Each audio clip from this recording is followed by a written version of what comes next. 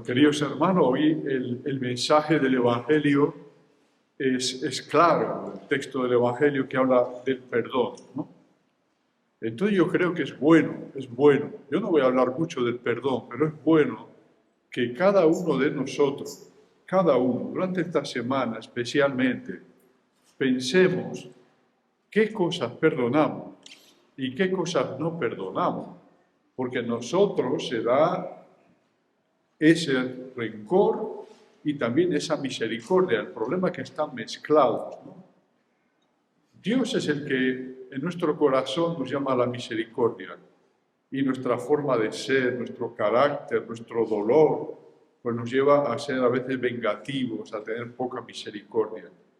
Por eso hay que mirar despacio las dos cosas, cuando somos misericordiosos y cuando no somos.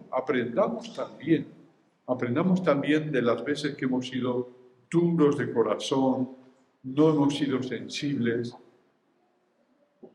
Yo creo que podemos proponer este trabajo, esta tarea, para reflexionar especialmente esta semana, porque también durante estos días, durante esta semana, el Evangelio nos va a proponer el perdón, la misericordia. Es algo esencial en nosotros, lo sabemos. No solamente nosotros, cristianos, no solamente, sino como bien saben, en muchas otras religiones, ¿no? En el Islam, en el budismo, ¿no? Cuando hablan de un Dios, lo primero que dicen, la primera característica, la primera propiedad de ese Dios es que es misericordioso. De manera que esto es una tarea, creo, importante para nosotros. Pero yo me quería referir sobre todo a esta cosa tan sencilla que oímos en ese salmo tan lindamente cantado por este coro, ¿no? Es un salmo antiguo que nos dice con la voz de Dios, ¿no? Por favor, que no endurezcan su corazón, escuchen la voz de Dios. Bueno, eso suena muy bien. Pero para nosotros, ¿qué quiere decir escuchar la voz de Dios? Por supuesto que no vamos a oír un sonido, ¿verdad? Aunque Dios puede hacer todo, nos manda mucho tipo de señales, ¿verdad? La voz de Dios la recibimos cuando tomamos la Eucaristía en nosotros, cuando escuchamos el Evangelio. Claro que sí. Pero no pasamos todo el día escuchando el Evangelio. No podemos hacer eso, sería un lujo, ¿no? Tenemos que hacer muchas otras cosas. Sobre todo, ¿de qué manera nos habla Dios? Esta es una pregunta práctica. ¿Cuál es el lenguaje de Dios? Muchas cosas, sí, vemos la cordillera, vemos el paisaje maravilloso, claro que nos dice cosas en nombre de Dios, porque Él es el creador y las cosas creadas nos hablan de Dios. Pero sobre todo, Dios nos habla a través de nuestro prójimo, de dos maneras.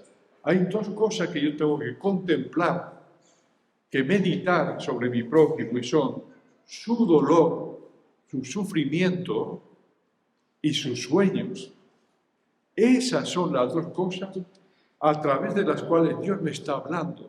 ¿Por qué? ¿Por qué Dios me está hablando? Porque ahí voy a descubrir qué virtud tengo que vivir, cuál es el esfuerzo que tengo que hacer. Ese es el lenguaje de Dios. No solamente que yo en mi corazón siento, bueno, pues una misericordia, a ayudar a una persona que tiene una dificultad, puede ser una dificultad física, de la salud, mental, emocional, está triste. A veces lo hacemos, claro, pero Dios es continuamente nos está diciendo, por favor, fíjate bien en tu prójimo, pero no solo para ver los defectos o otras cualidades o virtudes, ¿no? No, fíjate bien concretamente, cuál es su dolor y cuáles son sus sueños. Esto no es fácil. Solamente si de verdad, yo me propongo acercarme al prójimo en nombre de Dios, seré capaz de ver cuál es su dolor. Fíjense cómo incluso los primeros discípulos que iban con Jesús no hacían esto, tuvieron que aprender directamente de Jesús. Cuando veía una persona, como recuerden en el Evangelio, aquella mujer que se acercaba gritando a Jesús, ¿no? Hijo de David, ayúdame, ayúdame. ¿Qué es lo que veían los apóstoles? Por una mujer que escandalosa, que gritaba demasiado, cállese, déjenos que estamos con el maestro. Eso veían, eso veían. Pero Jesús no, Jesús vio qué le dolía a esta mujer. Y era una cosa tan importante como la salud de su hija, ¿no? Eso es lo que yo tengo que ver. Ver los defectos es fácil, muy fácil, pero ver lo que de verdad le preocupa a la persona, que a lo mejor no sabe decirlo con palabras, o a lo mejor no lo puede entender ni ella misma, ¿no? Esto es lo que me dice Cristo. Ese dolor de la persona, querido hijo, querida hija, nos dice Dios, ese dolor de la persona te hablará de mi voluntad, te hablará de lo que yo quiero que tú hagas, te hablará realmente de tu visión y también los sueños de la persona. Y esto sobre todo, ocurre en las personas jóvenes. Es fácil ver a las personas jóvenes, a los adolescentes, y juzgarlos de una manera muy superficial, ¿no? Pues esta persona no se da cuenta de lo que le hacen, no es agradecido, solo piensa en pasarlo bien, no aprovecha las oportunidades. Sí, puede ser, es cierto muchas veces, ¿no? Pero lo importante, lo más delicado, lo que necesita nuestra oración atenta, para ver con los ojos de Cristo, no con los ojos de un ser humano, que todos tenemos algo de bondad, algo de misericordia, pero con los ojos de Cristo, descubrir en realidad cuáles son los sueños de la persona. Ahora, cuando estuve en Camerún, en África, en la misión que tenemos allí, que se ordenaron 3 hermanos cameruneses jóvenes, ¿no? Fue una cosa muy bonita. Ahí tenemos miles de jóvenes. Atendemos una universidad que es la más grande del país, que tiene 40.000 estudiantes y están completamente abandonados. Muchos no comen durante 2 días y nunca lo dicen, son muy discretos, ¿no? Ahí una vez encontré un joven, el primer día que llegué, un joven que me presentaron, me dijeron, mira, esta persona de verdad es un caso perdido. Habla mucho y no escucha nada. Es imposible comunicarse con él.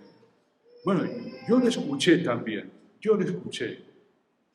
Y como vio que yo no le respondía, que yo no le corregía, no le llamaba la atención, se atrevió, pues tuvimos esa gracia, ¿no? Se atrevió a decir lo que verdaderamente quería, y que no era lo que se veía a primera vista, ¿no? Y este joven me habló de verdad, que él tenía un grave problema, porque había sufrido mucho de niño, pero mucho. De hecho, ante la ley no existía, porque si los papás no reconocen a un hijo, no existe esa persona. Ni tiene inseguridad social, ni puede ir al colegio, ni nada. Toda su vida viviendo así, abandonado, ¿no? Entonces, es difícil reconocer esto, yo lo comprendo. Como allí las personas, muchas veces hay matrimonios polígamos, pues el papá dice, bueno, reconozco a los hijos de esta mujer, pero los de esta no me interesan nada. Estas cosas pasan hoy en las ciudades, no en un pueblo pequeñito, en la ciudad, ¿no? Entonces, este tipo de abandono y muchos tipos de abandono que tienen las personas, no los vemos. Nos falta hacer lo que hizo Jesús, escuchar de verdad, y así era capaz de perdonar, porque veía toda la realidad de la persona. Nosotros vemos un trocito de esa realidad. Esta persona habla demasiado, o es egoísta, sí, a lo mejor, pero hay que ver toda la persona. Y cuando alguien se da cuenta de que de verdad escuchamos, no solo para corregirle, para enseñarle, para instruirle, sino para acercarnos igual que lo hizo Jesús, aunque no podamos curar a un leproso, o levantar un muerto, ¿no? Cuando de verdad nos acercamos como hizo Jesús, con esa paciencia, esa persona cambia, no por un asunto psicológico, sino por lo que dice Jesús hoy en el Evangelio. Acérquense a los demás en mi nombre, unidos, pidan por esa persona, 2 o más de ustedes unidos, y yo estaré con ustedes. Esto se cumple, queridos hermanos. Cada uno tenemos una visión diferente. Depende de nuestra edad, de nuestra familia, nuestra educación. Pero si de verdad nos acercamos cada uno, ¿verdad? Y todos a la vez unidos a una persona con el mismo espíritu, cuando nos vean unidos, Dios se manifiesta. Hay mucha gente que se pregunta por qué en la época de Jesús había muchos milagros y Él hacía muchos milagros. Y los apóstoles, por lo visto, podían resucitar a un muerto y sanar a las mentes que estaban totalmente perdidas. Y ahora no podemos hacerlo. Sí, hay milagros más importantes que curar un enfermo. Es importante curar a un enfermo, pero es todavía más milagroso el que un alma quede libre. Y las almas queden libres cuando son perdonadas, cuando les hacemos ver que sí, a lo mejor están equivocados, pero sobre todo, igual que yo, igual que cada uno de ustedes, estamos enfermos, somos enfermos, no somos capaces de caminar en este mundo. Pues queridos hermanos, tengamos fe en lo que hoy dice el Evangelio, que Dios nos habla a través del dolor y de los sueños del prójimo. Aunque ese prójimo, esa persona, ese hombre, esa mujer, ese joven, reaccionen mal al dolor, aunque no tengan paciencia, Dios me está diciendo algo. Más allá de su voz, más allá de su llanto, más allá de sus quejas, la voz de Dios me está diciendo algo en ese hermano que sufre o que sueña. No pensemos que todos son tragedias. Las personas sueñan. Y sobre todo cuántos jóvenes tienen miedo de que sus sueños nunca se hagan realidad. Y esos sueños son hermosos.